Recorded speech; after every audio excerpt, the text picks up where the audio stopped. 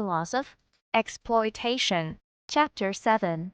The most ruthless thefts in history were not executed from vaults filled with gold, but from the very heart of geographies, the shadows of mountains and ancient maps. The land was not merely occupied, its soul was stolen, its memory erased.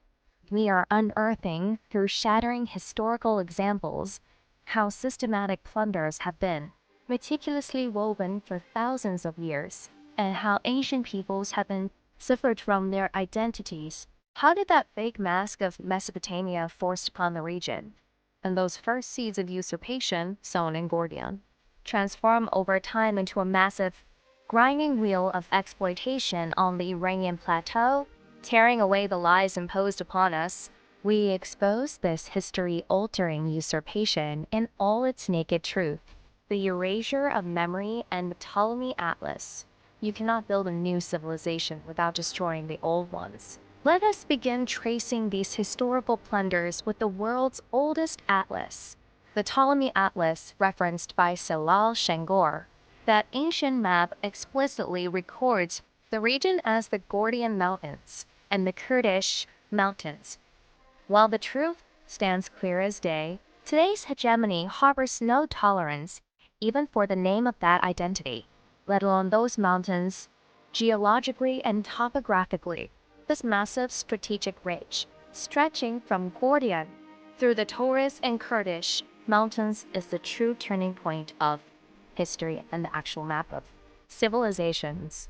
Yet this truth has been continuously manipulated by chauvinistic, predatory, and blood-soaked parasitic colonizers. Looking at the occupying founding fathers of Mesopotamia, the name Mesopotamia is nothing but a mask imposed by these barbarian invaders to erase the original memory, Alexander's usurpation, and the living trauma.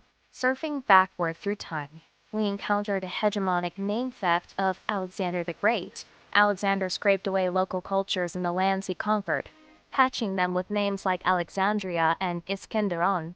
By cutting the Gordian knot with his sword, he shattered local dynamics through brute force and a militaristic decree. The destruction wrought by these renegades is so profound that the people of the region still put their children to sleep, saying, "Go to sleep, or Alexander's armies will come and take you away."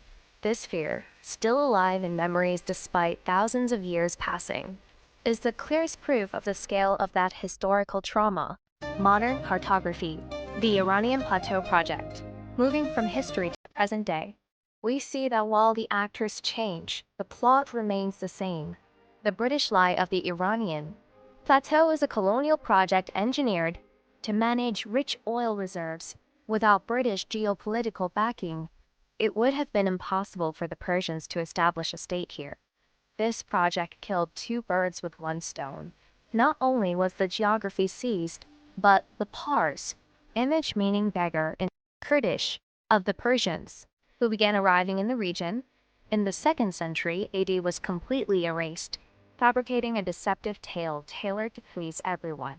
Conclusion: these plunders, carried out yesterday under the guise of civilization and culture, are staged today must, behind the lie of democracy.